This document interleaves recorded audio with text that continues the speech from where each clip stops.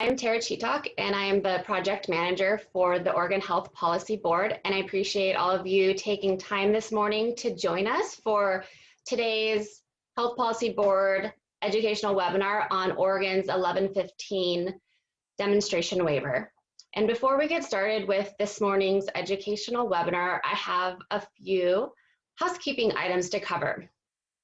First is that today's educational webinar is for informational purposes only, and no Health Policy Board business will be conducted or discussed. And today's webinar is being recorded so that members, staff, and guests who aren't able to join us live can view the recording at a later time.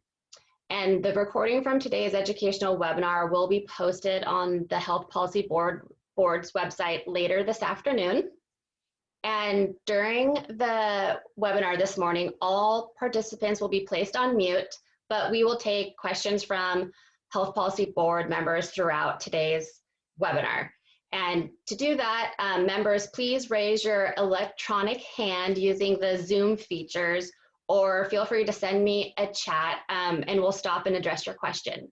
And of course, don't forget to unmute yourself. And then we'll also have time at the end of today's educational webinar to take additional questions from members.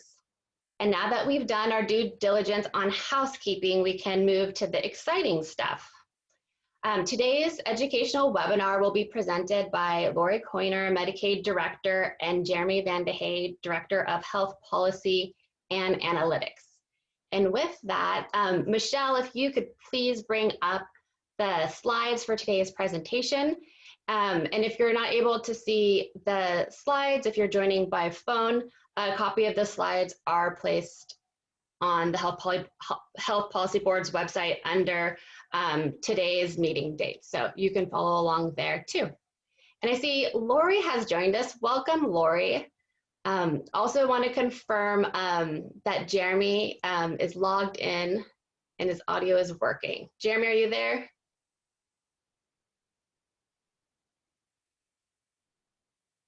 Oh, I see. He must have heard us talking about him because Jeremy is just logging in right now.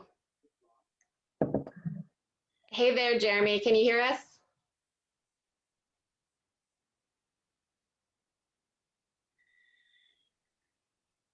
Hey there, Jeremy. I just finished with introductions and looks like you had perfect timing to join us. I just want to confirm that you can hear me and that we can hear you. Can you hear me? Yes, perfect. Okay, sorry about that. Zoom is working a little slow this morning. And It's Lori okay. should be joining as well. Yeah, Lori is on, and right as I said your name and introduced Lori, you appeared. So perfect timing. I've gone through housekeeping and introduced you and Lori. So with that, I'll go ahead and turn it over to you both. Good morning, everyone. This is Lori Coiner, Medicaid Director. And I'm going to start out with the first set of slides and then turn it over to Jeremy for the last part. I guess just to start off, Jeremy Van de Hey and I and Trilby D. Young are the executive sponsors within the Oregon Health Authority on the waiver. And happy to be here today to talk to you a little bit about what a waiver is, some background around how a demonstration waiver is set up and how we work with the federal government to achieve goals. And then Jeremy will talk a little bit about kind of where we're headed with this new 1115 Medicaid demonstration waiver reapplication. So the first question, next slide. The first thing I'm going to talk about is what is a waiver. Next slide.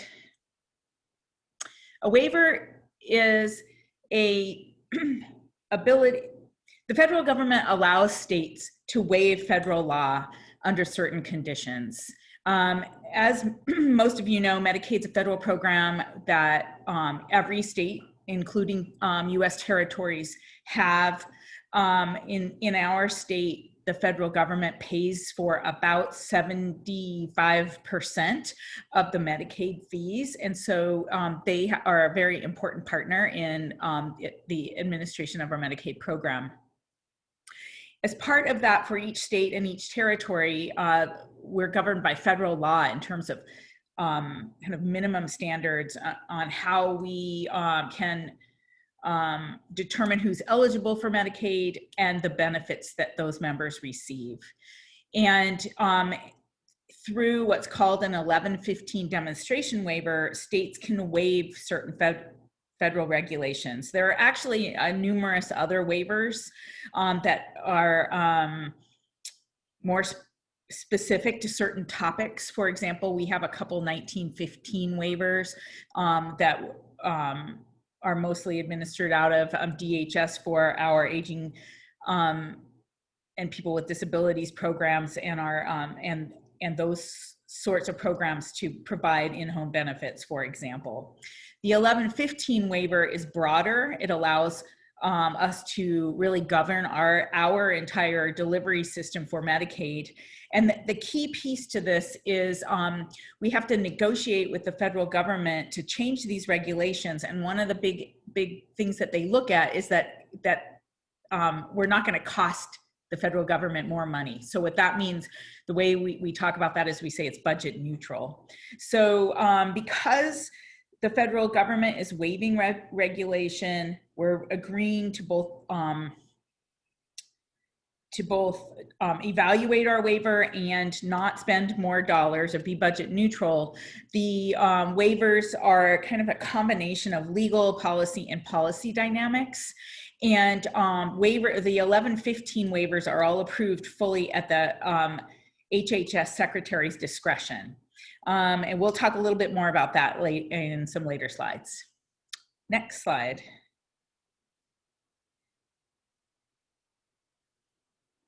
Could someone move the slide forward, please?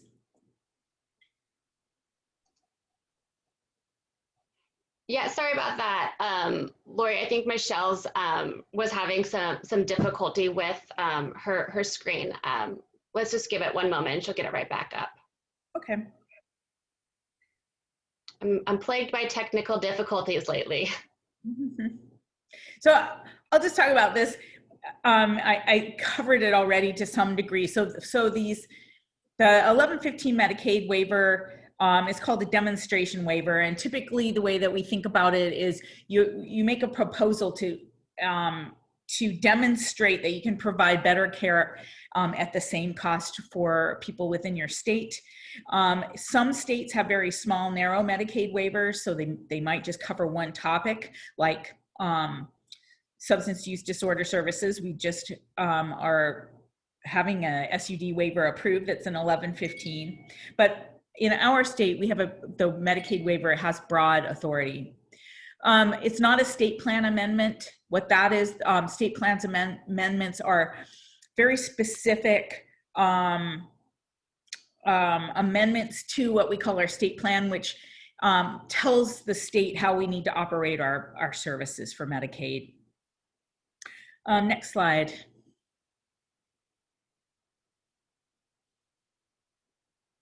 And as I described, the waiver 1115 waivers must be budget neutral.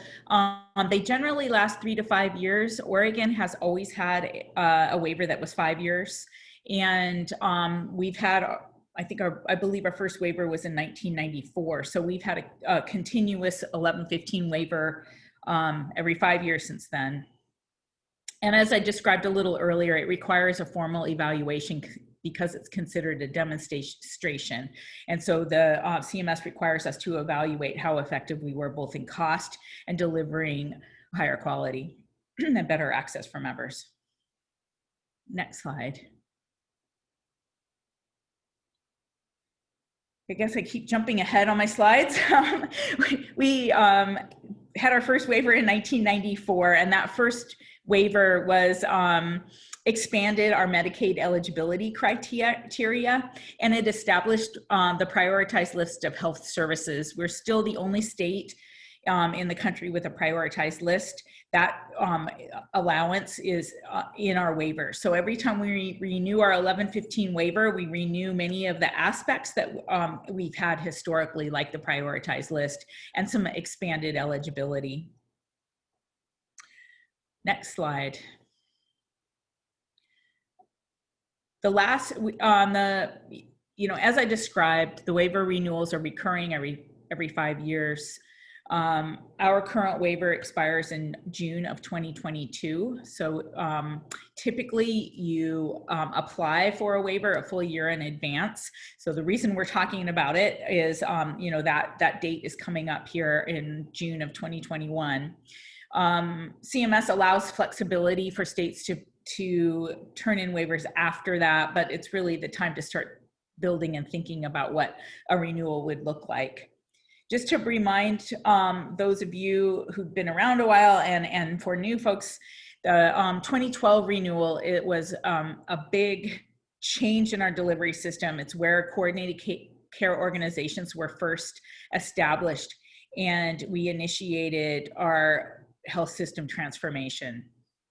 In 2017, we built on that model. We included goals in areas such as increasing health-related services or social determinants of health based on what we had learned in the first 5 years since 2012. Next slide.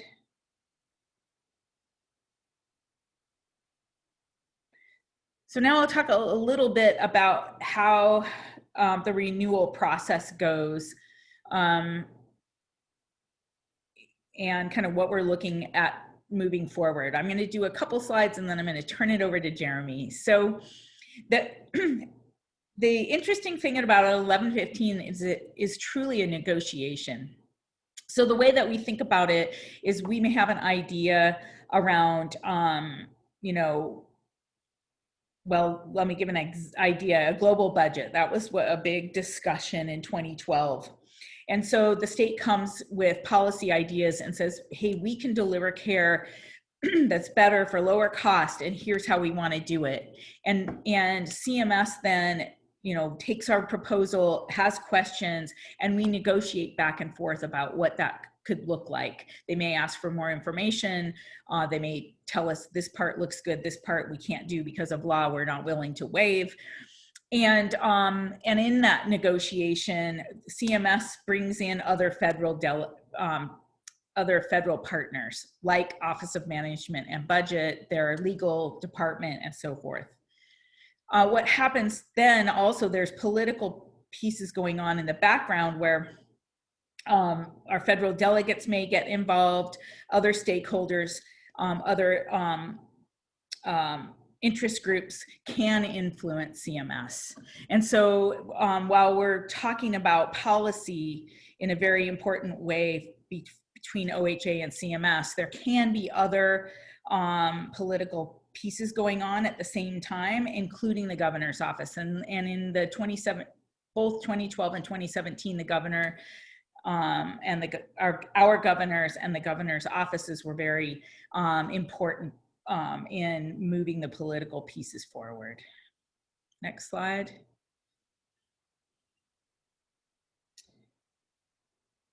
In 2017, the waiver renewal, we learned a lot, and this is the last slide I'm going to talk about, and then I'm going to turn it over to Jeremy to add some color. Both Jeremy and I were involved in the 2017 renewal, and as I said, that it was inherently a negotiation, and there were many levels of approval. So like I said, the waiver language goes through General Counsel, Office of Management and Budget, kind of goes into all the federal partners, comes back through CMS for us to review all of the changes. And it can take a lot of time.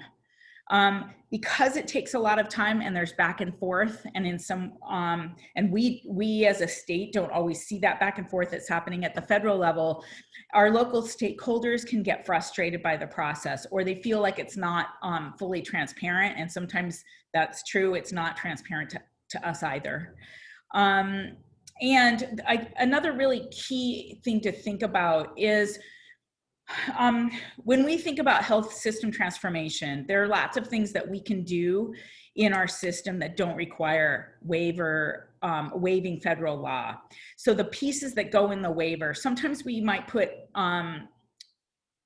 context or how we're going to administer a program in a broader context to give support for why we want to waive a law, but typically there are lots of things that can be done without having to waive particular laws. Jeremy, I'm going to turn this over to you and see if you have any other highlights from the waiver renewal, and then let you take it over. Yep. Thanks, Lori. I would just double down on a couple of things Lori said. First of all, I think because we've had a waiver for so long in Oregon, it's a bit of this mysterious thing. I'm not sure that in other states people track their waiver activity nearly the degree we have, but it's been such a core component of the Oregon Health Plan, because in order to really stand up OHP to begin with, we needed a waiver, and I'll talk about what that was in a second here. So I think there's a lot of confusion out there, what actually is in the waiver and what isn't. And to Lori's point, most of what we do within the Oregon Health Plan, most of what we do with CCOs doesn't require a waiver. Most of it is within federal regulations. It's just how we administer it.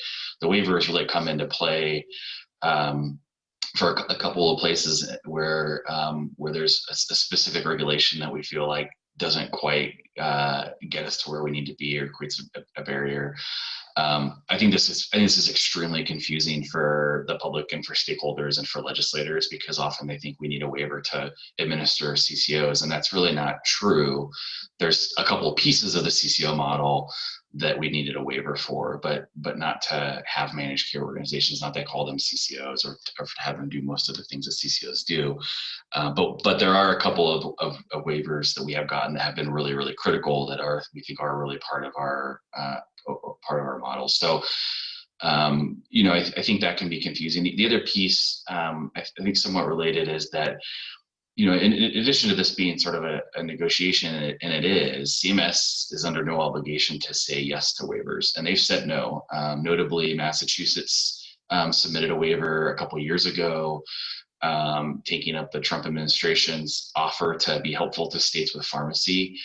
They asked for a waiver around some of the federal requirements that around how the federal rebate process works, and they were flat denied. The CMS didn't even take it up. They let us sit there for a year or two, and then just said, "Okay, we don't want that. We're not really don't have any interest in this." So there is an element of that. Not to say that I think we're concerned that CMS would just tell us no about our renewal. I think we've got a very good partnership with them around the Oregon Health Plan. But some of the stuff that we may ask for, some of the stuff people may want, there's not an obligation necessarily that they have to entertain it. So it's a bit of a back and forth of even trying to narrow the playing field of what are the things that we think are important, what are the things that we think are going to resonate with the administration. And that generally needs to be a fairly short list. If we go and ask them for 60 different things, they're going to quickly say, yeah, we don't have the bandwidth to, the way this generally works is they assign their own internal teams to different pieces of changes that we want. And they would turn around and tell Lori and I, okay, what are the 5 or 6 things you really, really want? Because, we're working on 5 other waivers with 5 other states, and, and so there's a bit of an art to sort of all of this. And I think the bigger piece is being clear on the story, on where we're trying to go, and then talking about how the waiver helps and some federal flexibility helps get us there, not necessarily leading with, we don't like these 5 regulations, so we want them changed. I think getting them bought into the vision of where we're trying to go and is sort of first and foremost. The other thing I'll just say, and we can send the waiver around. Go ahead and move forward, Michelle, a couple slides. Is if you actually look at our waiver, it's 300 pages long roughly. But to Laura's point about context, there's only about 4 pages at the beginning that are actual waivers. There's only 7 regulations we've asked for flexibility around. There's a number of things we've asked to have pull down some federal dollars to match state dollars that otherwise wouldn't be immediately available. But aside from that, I mean, the technical waivers is a pretty short list. Then there's 280 pages of context for why we want those changes and what we're going to do to make sure that quality is high and access is high and costs are contained in exchange for getting those waivers. And so the rest of that provides the context of the CCO model and what we're trying to do with it. It describes some of our, how we want to run things, like how we want to account for health-related services, the fact that we really want to be moving to value-based payment, that we're focused on primary care. But those things aren't technically waivers. They're sort of the context of why we've wanted a couple of waivers. The things we've really gotten waivers on are first, the prioritized list. We set a benefit package within Oregon that's based off of a ranking of the effectiveness of treatments and conditions, and a funding line has been drawn, and we've needed flexibility to do that for the core Medicaid population as well as for the Medicaid expansion population. There's some flexibility around mandatory enrollment of folks into CCOs. That's been a core element of our managed care model and of CCOs, and have needed flexibility for that, as well as flexibility to not have to have managed care entities operate on a statewide basis, so that we can have locally governed CCOs that serve only a part of the state. That's not generally how CMS allows managed care entities to work. In most states, they require them to all offer statewide plans. Those are kind of the core elements. And in order to get those flexibilities, we've agreed to, a coordinated care model. We've agreed to all the things that we're going to do through that. But they've been fairly targeted elements. Moving forward and kind of looking ahead, and talking with the governor's office around their expectations for the renewal, as well as talking internally around how do we see this.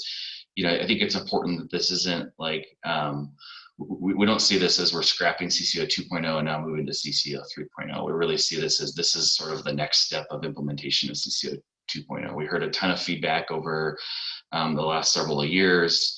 You all set an enormous amount of policy direction, some of it immediate, some of it sort of stretched out into future years around where do you want the CCO model to go to really reflect challenges and lessons learned. Most of that has been incorporated into the contracts, and we see the waiver as the element of, okay, and then where would some additional flexibility be helpful at the federal level that would help take that model and take our challenges and solutions even further. And so, just want to kind of emphasize at the front end of how important we think it is to build off of all of the strong public engagement that's happened over the last couple of years. Certainly, we're going to need to, think about, how maybe that's shifted over the last year or so, but really see this as building off of CCO 2.0, and that it doesn't necessarily mean that we need to incorporate all 48 policy changes that were in the contracts in the waiver, but more so think about where are things that at the federal level have been barriers, or things that we can really take the model to the next level and meet those CCO 2.0 goals. The governor's letter asked the board to make sure that our application reflects the overall direction of CCO 2.0 and moves the model forward, as well as reflects the public input that you all and we received throughout that process in 2018 and 2019. She directs the board to make sure that the application is really grounded in health equity first and foremost. Incorporates that vision of CCO 2.0 and also aligns with the healthcare cost growth target program. I think you all know, but just a reminder, this whole idea of a cost growth target for our state really originated with our 2012 waiver. We received a large upfront federal investment to help get CCO model off the ground, and in exchange for that agreed to a cost growth target of 3.4% per capita. That would, in essence, assure the federal government got a return on its investment, made its money back through a lower rate of growth over the course of the next several years. So now we're moving to a statewide target, and sort of how those things are calculated. There's, I think, probably an effort to make sure we aren't calculating 3.4% in multiple different ways, and that overall that we still got an emphasis on trying to contain costs within the health plan. Next slide. Just a refresher on what the CCO 2.0 goals were. It was really trying to move more in the direction of addressing social determinants of health and addressing health equity. we'll get into sort of all the lessons learned here. I think we want to map out a time with the board at the retreat to think about how we could bring back a lot of this information in a lot of the direction that the board set, sort of a refresher as we're going into this. But overall, I think we had been hoping that we were going to be seeing more investments from CCOs into non-traditional health services and social determinants of health, and hadn't seen as much movement there. Also hadn't seen as much movement on addressing inequities within the state. Second was around value-based payment advancement. We had a sort of core element of launching CCOs was to move away from fee-for-service to alternative payments that pay for outcomes and quality. And we hadn't seen as much movement. In our 2017 waiver, we did get agreed with CMS that we would create a roadmap around value-based payments, which we have done. Third goal is around continuing our commitment to sustainable rate of growth. Is in 2017 that growth target of 3.4% was extended through the course of our next waiver through 2022, and you all looked at a number of policy initiatives that would help us ensure we meet that target. And then fourth, continue this integration of physical, behavioral, and oral health. We had seen, I think, fits and starts over the first 5 years of CCOs, where we saw a lot of places where there was pretty innovative integration happening on the ground, co-location of primary care and behavioral health. And we also saw places where there really hadn't been any integration, where parts of the system were still sort of subcapitated and really weren't talking to one another. So those were sort of our four main goals of CCO 2.0. Next slide. Looking forward, as we've gotten our team stood up internally, looking at the governor's letter, looking at the CCO 2.0 goals, have sort of landed at, it feels to us like there are sort of three key principles that should help guide the waiver work. And we've been trying to tie those back to sort of some of the problems, as well as things that incorporate the CCO 2.0 goals. So first of all, addressing equity and anti-racism. We've seen that inequities have persisted, and that overall that undermines our progress towards a healthy Oregon, towards a healthy population, towards our 10-year goals and agency of eliminating health inequities. So to give you an example of this, we've seen a lot of progress on key quality measures, but we have seen that underlying inequities underneath that and disparities have persisted. So we haven't seen the gap necessarily close. Second is economic sustainability. This is directly one of the CCO 2.0 goals, but as I mentioned, also one of our core goals of our waiver overall generally in the CCO model. Healthcare spending.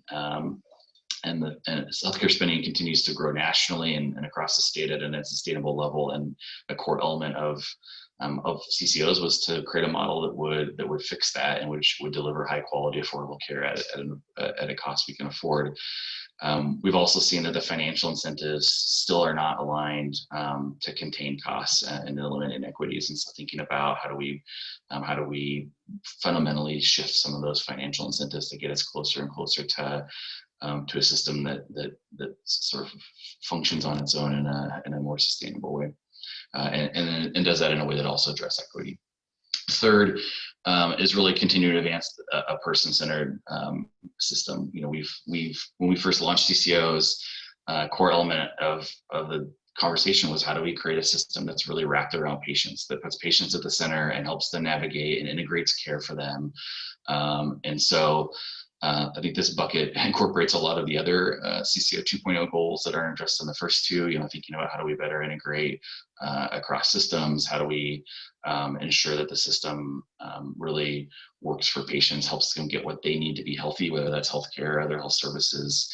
And I think there's a lot of learnings here of what we've seen over the last year of people really struggling to be able to figure out how to navigate the system in light of the pandemic. So we've sort of said these feel like three guiding principles that would both incorporate the governor's letter and direction, as well as CCO 2.0 goals.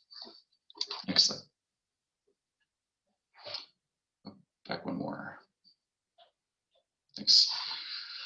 So next steps, I'll say is we are still in the process of, and we've got our team launched internally, still in the process of really mapping out the full next year, and want to be able to do that with the board, and are starting to do presentations like this with legislators and stakeholders and others, and more to come here in the next few weeks to a month on kind of mapping out more explicitly where people can engage. But I think one challenge we will have that I just want to put on the outset is that there's a lot of folks that want to engage in this. There's a set of legislators that are very interested in trying to help map the direction with us, and they're obviously a key component, and the waiver can have an impact on the budget.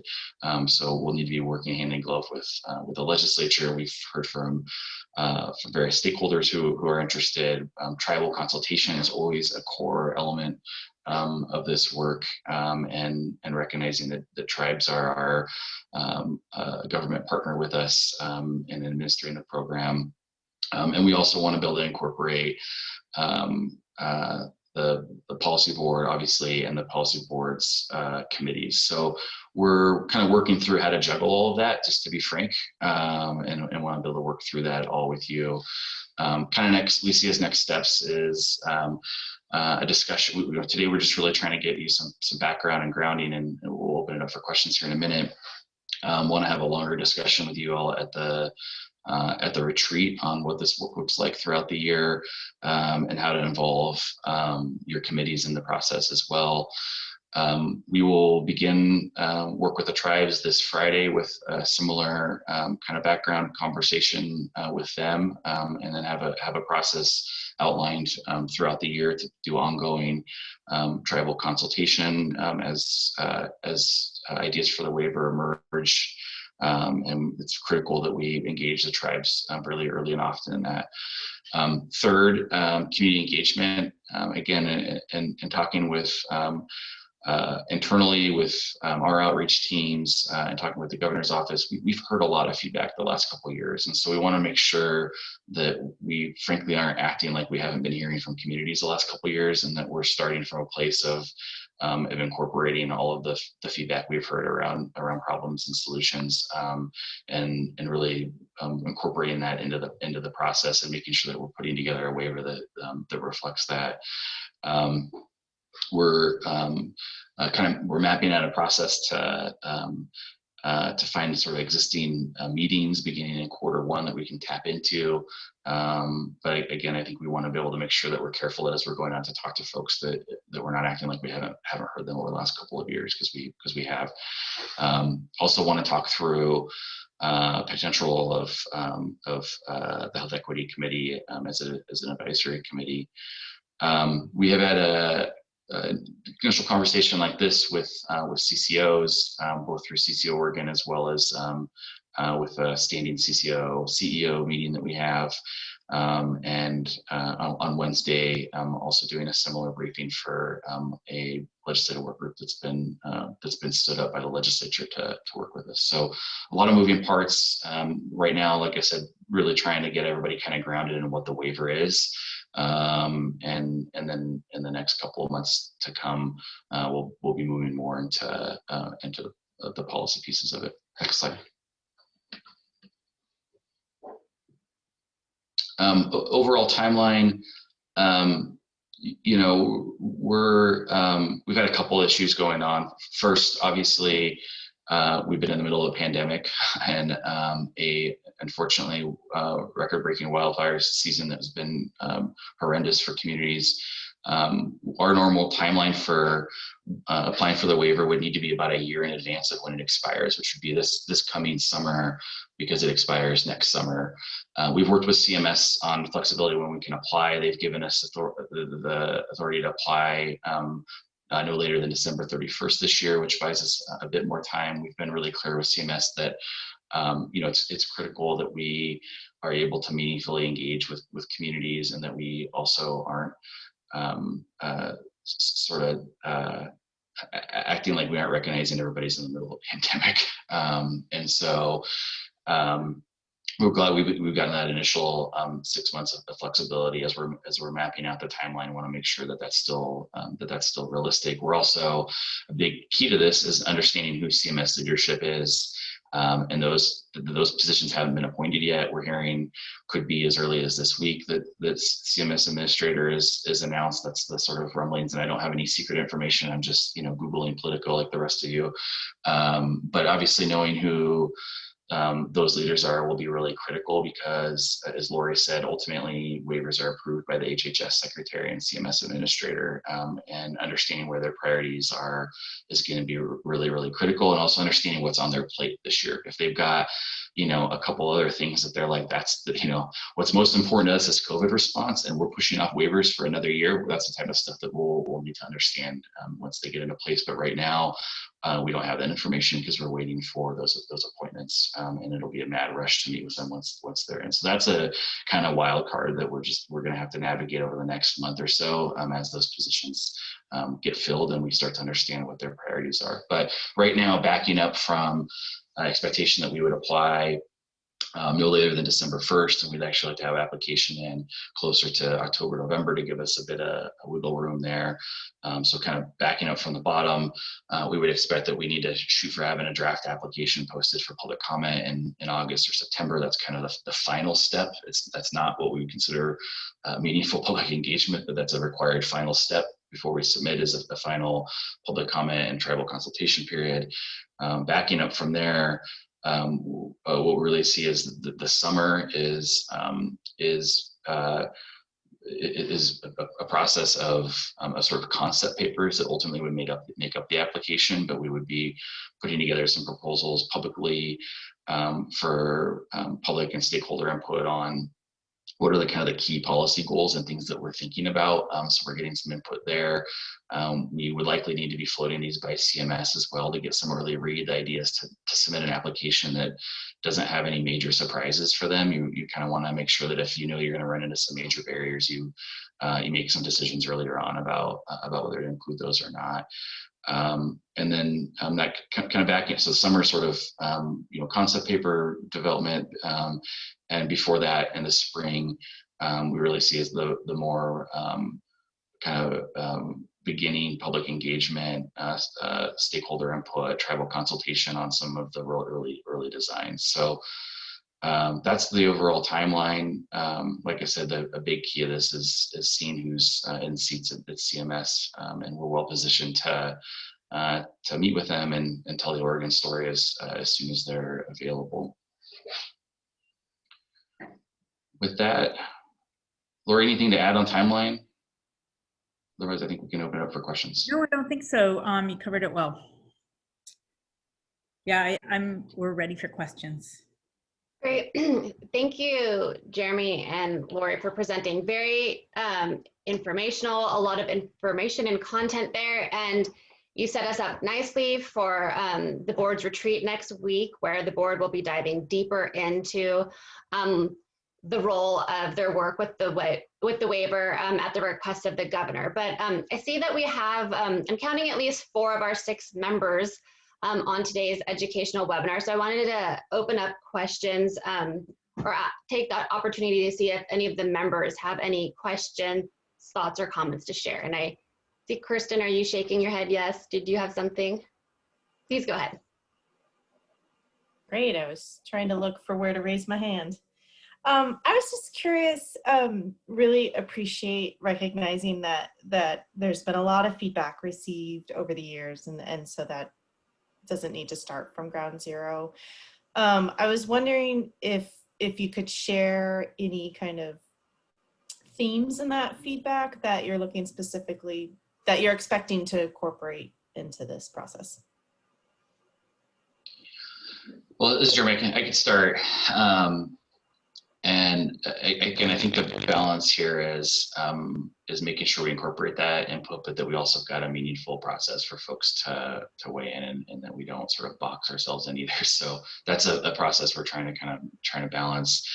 I mean, I think certainly the themes that I outlined in CCO 2.0 when I went through those learnings, I think are, I think are kind of the key elements that we heard throughout the law process. We've made gains on integration. We haven't sort of gotten all the way there. We've been trying to find ways to invest in things that aren't traditional healthcare services, but we haven't ever gotten the full flexibility from CMS as much as we would like. And we also haven't seen, we just haven't seen as many investments generally, even where we've created some opportunities. Certainly, inequities persist throughout the system, and I think that's an even broader theme now over this last year than before. And I think I think folks generally embrace the idea of payment reform, but it's hard, and that's been one of the harder things to push forward.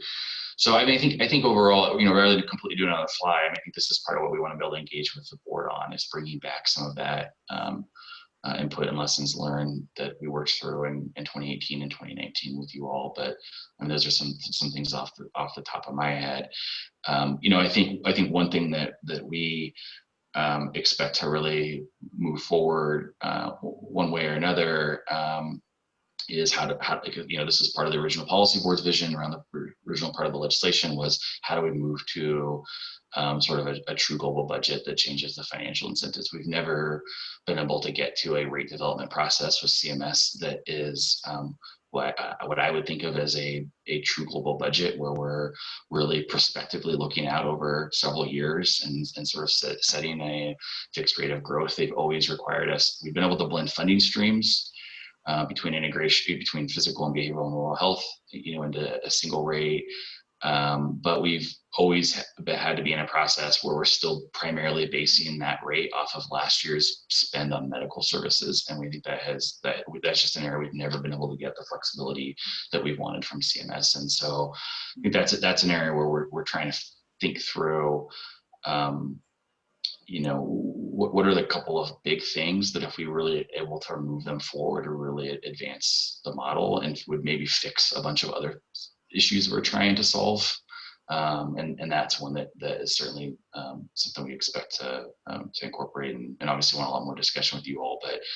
But that's been something we pushed forward in 2012, didn't get as far as we wanted, pushed in 2017, didn't get as far as we wanted, and want to make another run at it. Jeremy, I can add a couple things to that, I guess, that list. Or so one, we've learned quite a bit from the pandemic across the year, and so some of those, I guess, key areas. One is we did a number of things to streamline enrollment for members, and that was allowed because of the public health emergency. We do have an interest in making those permanent, and in order to do so, that would require a waiver. So that's one. Another one is, it's become apparent that members have difficulty accessing a broad array of services beyond just healthcare. So behavioral health continues to be an issue. Some of the pieces that we offer through DHS and public health, better coordination between those agencies, and then also expanding some of the work around local control and work with local community-based organizations in a way that I think we're ready to do now that CCOs have been established for a while, and putting more focus on that, and that would help further our focus on health equity as well. Great, thank you, Jeremy and Lori. John Santa, I see that you have your hand raised. Yeah, I wanted to ask a question that I think Lori just touched on a little bit, and that is the eligibility system, and kind of wondering, what are the aspects in our eligibility system that the feds insist on that create problems? You mentioned streamlining, getting to streamline things because of COVID. Are there opportunities to look at the eligibility system, especially from an equity point of view, and get rid of some of the stuff that may create inequities or really isn't very valuable? Yeah, John, I think you're thinking is spot on. So I'll just give a couple specific examples. One of the things that we've done with the public health emergency is we allow members to enroll with and self-attest on their income. What we're hearing from the community partners that work with members is that makes the application process so much faster. So they don't have to submit a pay stub with their application. That can be done later. So you submit the application and then they get a request for it. And so that's one area where we've speeded up just the getting in the system. The other one is that during the public health emergency, we allow our community assisters to help potential members fill out applications on the phone. They don't have to go to an office. And that is another area where it's just made it lots easier for people to be able to, call or do a video call or a phone call and have assistance with their application and not have to go into an office. So those are two examples that would require, particularly the income requirement requires an 1115 waiver. Have the feds ever been willing to look back at a person's economic history? For example, with COVID, it seems this would be an opportunity that a person may be employed in the future, but still be catching up with a year of unemployment. And even though they, under the current circumstances, their income might not qualify today, if you look at the burden of lack of wealth, from COVID, they're quote worthy of continuing in Medicaid for a while. So, John, I think I know maybe where you're headed, but tell me if we're wrong. So, I think there's been a lot of conversation over the last couple of years of the churn population and folks churning in and out of Medicaid. And we also know that, one of the largest reasons we see for folks why they're uninsured is they lost eligibility coverage for the Oregon Health Plan. So I think, are you trying to get at, is there some way to kind of smooth some of that? Well, actually with this, I'm more at, from an equity point of view, I've been impressed that there's a problem with accumulation of wealth. Low income and diverse populations have a problem accumulating wealth. Should Medicaid accept as an eligibility the lack of wealth? And that there's a large population that has greatly suffered in the last year because they've been unemployed and barely getting by and mostly on the stimulus packages. That as the economy gets going, they'll work again, and so their income level may now be beyond Medicaid, but their accumulated wealth is still in really bad shape. You follow me? And you could argue that they're still deserving of some help rather. So I have some thoughts on that. I don't believe CMS, though I'd have to go research it, but I don't believe that they've entertained this idea of looking at past either employment or income. But certainly this administration, one of the focus areas that the Biden administration has been talking about is around broader expanding coverage. So I think it's a challenging ask, but I do think that the Biden administration is interested in thinking about coverage expansion. And so maybe there's some creative ways to think about how to hit that intersection. We do know that many of our Affordable Care Act members that came on with that are working. So, even if they do become employed, many people still don't make enough income to get, be ineligible for Medicaid. So, it's an interesting concept, and we do plan to take a look, and I'll let Jeremy speak to it a little bit more, but about how we can expand some sorts of aspects of eligibility or in just coverage expansion overall. I mean, I think this is the type of space where understanding what their priorities are is really critical. I mean, I think to do something like change eligibility requirements would require a pretty top-down direction, probably from the White House, but a minimum from the Secretary and CMS Administrator. So, I think getting a read on what they're trying to do is really critical. And is their priority going to be on the Medicaid side, or is it going to be more on trying to stabilize the marketplaces, or are they open to either? So those are the types of conversations we want to have with the next administration. But I think good questions, John, and I think certainly something that we've been thinking about, even if ultimately maybe there isn't a there. I think we've been trying to figure out what are some lessons learned around eligibility and sort of having a system that's first and foremost trying to keep people covered. Great, thank you for those questions and those responses. Just want to open it up again. Are there any other members that have any questions for our presenters or thoughts to share?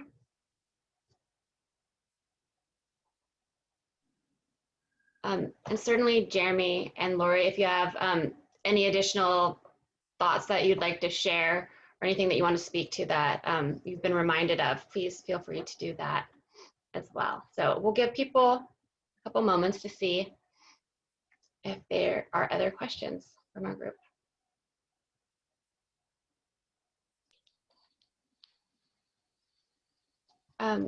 One question I had for you, Lori, I'm curious, you mentioned that people are more easily able to apply for the Oregon Health Plan.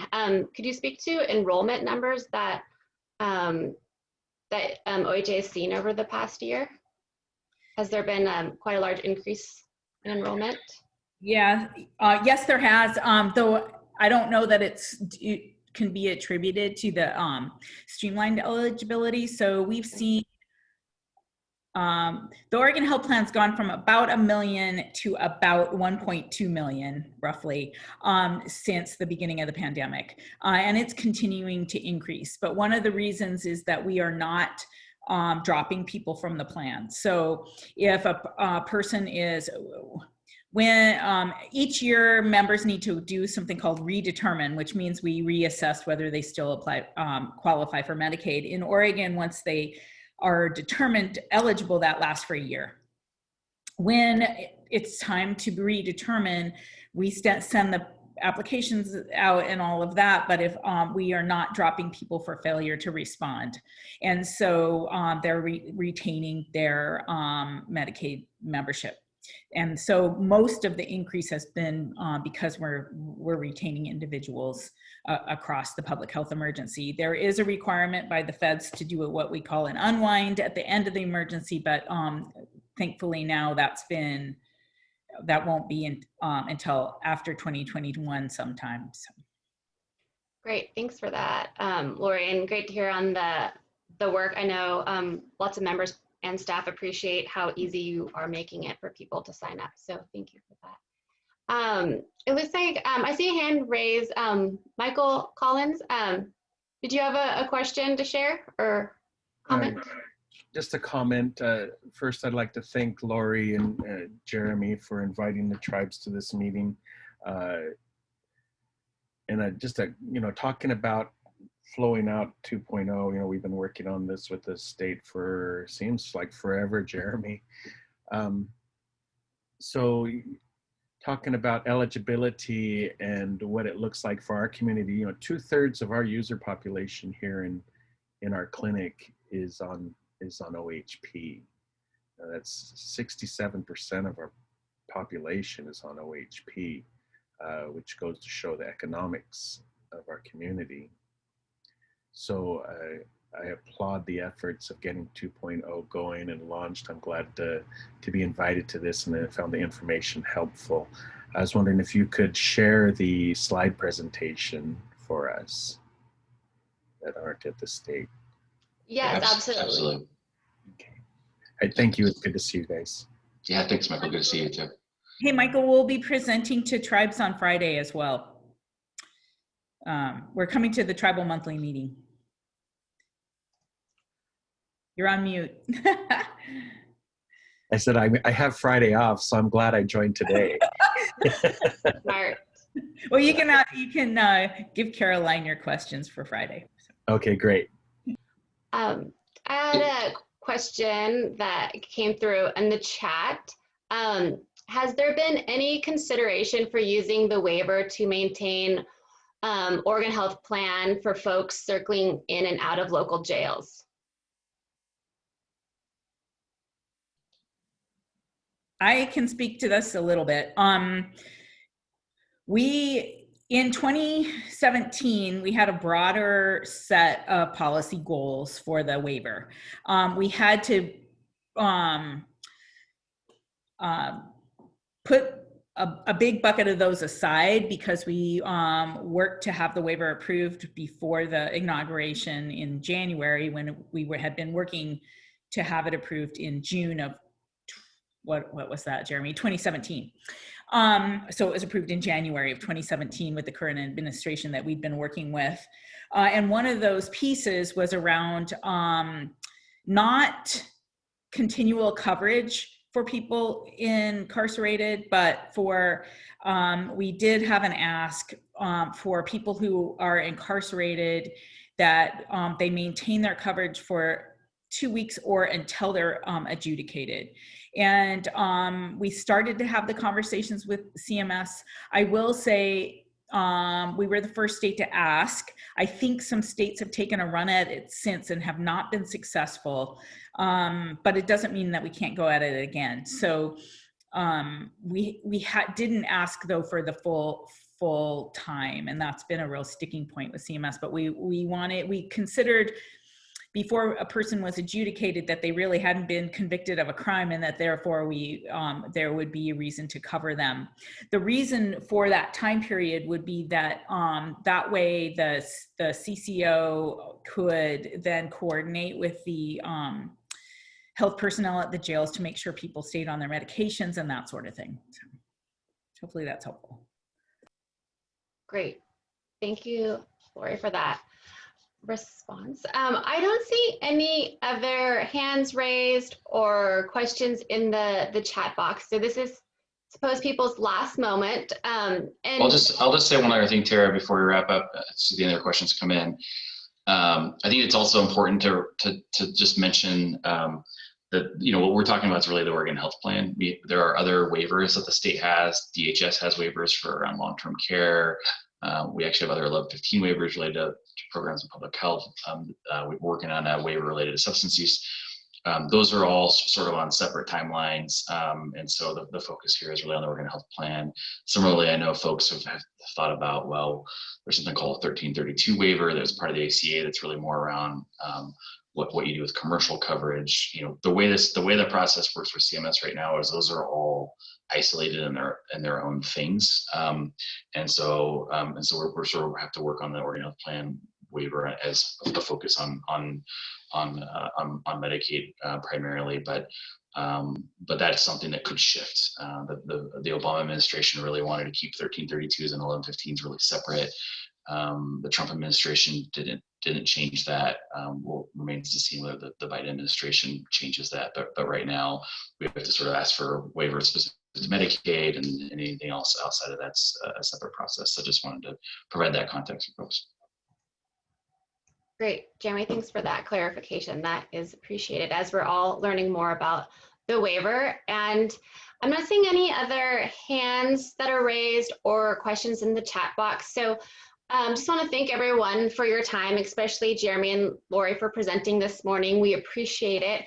And I look forward to next week's board retreat, where we will be talking more about the waiver and the board's role in supporting the waiver. So thank you, everyone. Nice to see you, Chair Bangsberg. I wish everyone a great day, and we'll talk with you soon. Thank you. Jeremy, thank you, Lori. Thank you, Tara. Bye. Thanks. Bye.